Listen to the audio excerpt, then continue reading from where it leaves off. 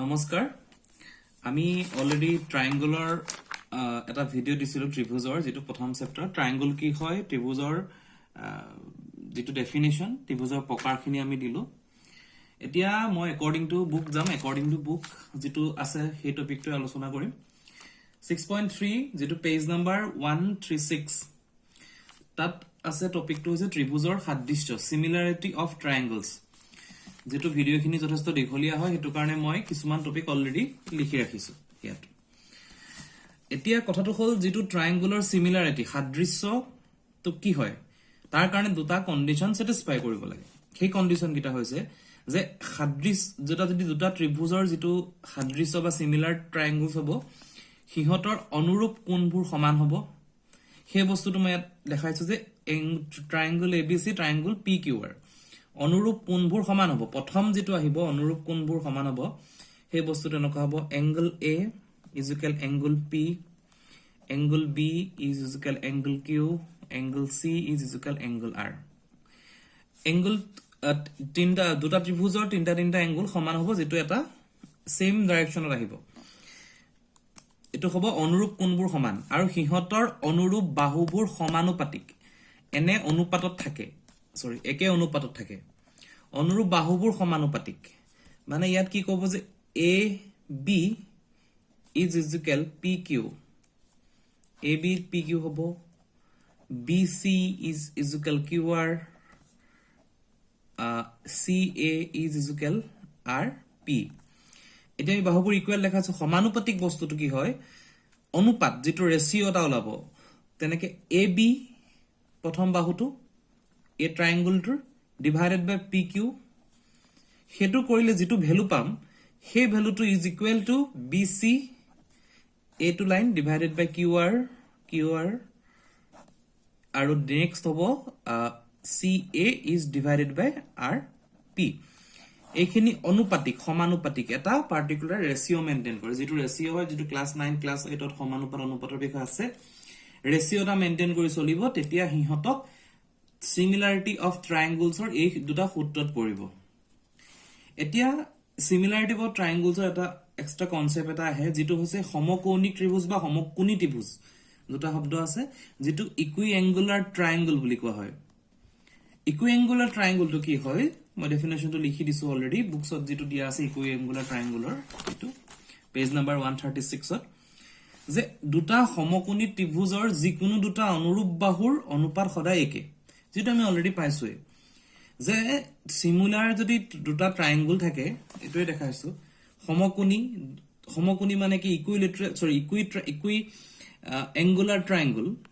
তাত কি হয় দুটা ত্ৰিভুজৰ দুটা অনুৰূপ বাহুৰ অনুপাত সদায় একে যেটো অনুৰূপ বাহু AB divided by PQ একটা কনসেপ্ট ইয়াত দেখাইছে is equal to BC divided by QR is equal to CA divided by RP এই যে থিওৰিয়াম হয় হেতুকে কোৱা হয় বেসিক প্ৰপৰচনেলিটি থিওৰিয়াম বা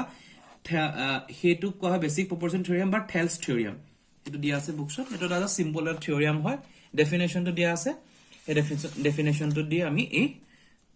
সাদৃশ্যখিনি পাম এটা এই যেটো থেলছৰ থিওৰিয়াম কলে প্ৰপৰচনেলিটি থিওৰিয়াম কলে তাৰ ওপৰত ডিপেন্ড কৰি দুটা উপপাদ্য উলিয়ালে যি উপপাদ্য কিটা ঠিক এই দুটা পইণ্টে ডিফাইন কৰে সেই উপপাদ্য কিটা মই সিম্পল কে দেখাইছো ইয়াৰ উপপাদ্য ফাৰ্স্ট যেটো এক আছে নেক্সট পেজত আছে এটো পেজ নাম্বাৰ 137 পেজত আছে সেই উপপাদ্যটোৰ মতে কি কৈছে যে মই দেখাই দিছো উপপাদ্যটো যদি এডাল ৰেখা কোনো ত্ৰিভুজৰ এটা বাহুৰ সমান্তৰালকৈ টনা হয় আৰু ৰেখাডালে আন দুটা বাহুক দুটা নিৰ্দিষ্ট বিন্দুত ছেদ কৰে তেনেহলে বাহু দুটা একে অনুপাতত বিভক্ত হ'ব এটো এটা ত্ৰিভুজ ঠিক আছে যদি এডাল ৰেখা যিকোনো এটা ত্ৰিভুজৰ এটো ত্ৰিভুজৰ যিকোনো ত্ৰিভুজৰ এটা বাহুৰ সমান্তৰালকৈ টনা হয় ইয়াৰ সমান্তৰাল ৰেখাৰ কথা আহিলে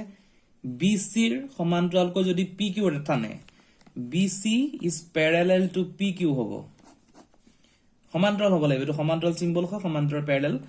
যদি এটা ত্ৰিভুজৰ এডাল ৰেখা ত্ৰিভুজ এটাত এডাল ৰেখা সেই ত্ৰিভুজটোৰ কোনমাডাল ৰেখাৰ সমান্তৰালকৈ টানে আৰু ৰেখাডালে দুটা বাহুক নিৰ্দিষ্ট বিন্দুত ছেদ কৰে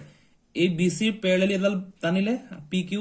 দুটা বাহুৰ নিৰ্দিষ্ট বিন্দুত P আৰু Q ছেদ কৰিলে যদি PQ ছেদ কৰে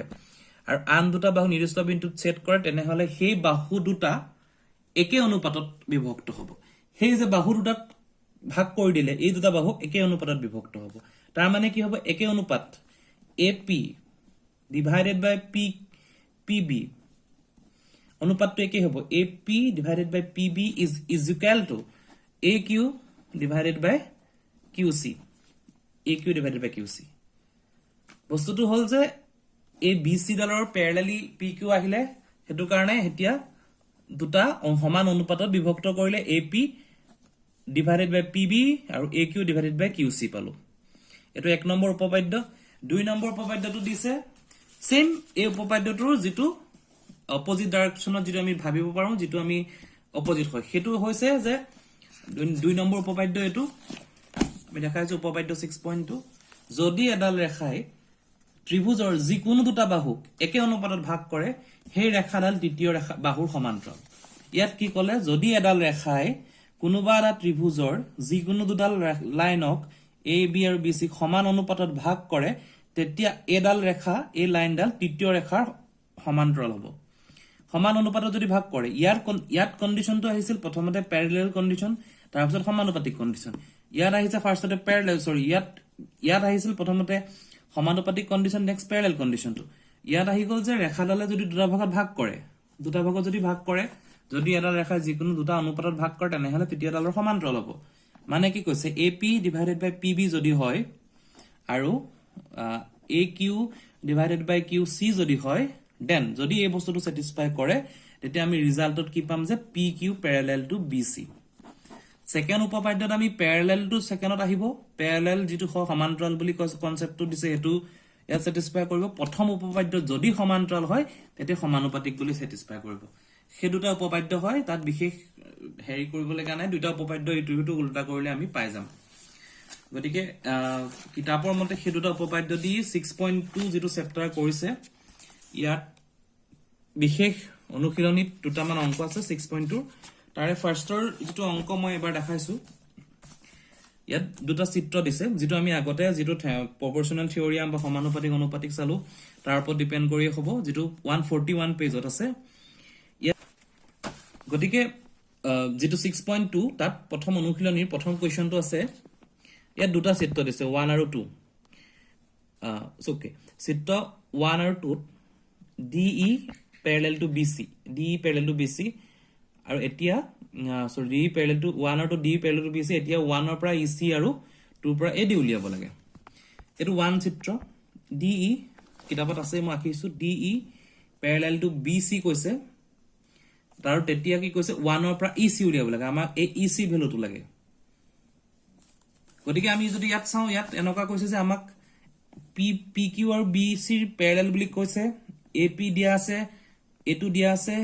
দিয়া আছে আমাক মাত্ৰ এটু ভ্যালু উলিয়াব লাগে ঠিক সেম বস্তুটো ইয়াত হল হেতু মই অলৰেডি লিখি ললো ABC ট্ৰায়াঙ্গুলৰ পৰা DE parallel to BC পালো তাৰ মানে কি AD divided by DB is equal to AE divided by EC AD ৰ ভ্যালু কিমান আছিল 1.5 DB ৰ ভ্যালু কিমান আছিল DB ভ্যালু 3 AE ভ্যালু কিমান আছিল AE value 1 right and EC value কিমান আছিল EC ভ্যালুটো আমি উলিয়াব লাগে আমি যেতিয়া এটো কৰিলো 1.3 আহিলে 3 এটোটো হাফ হ'ব হাফ হৈ যাব এটো হাফত হাফ হৈ যাব তেতিয়া আমি এফালে পাম EC ভ্যালু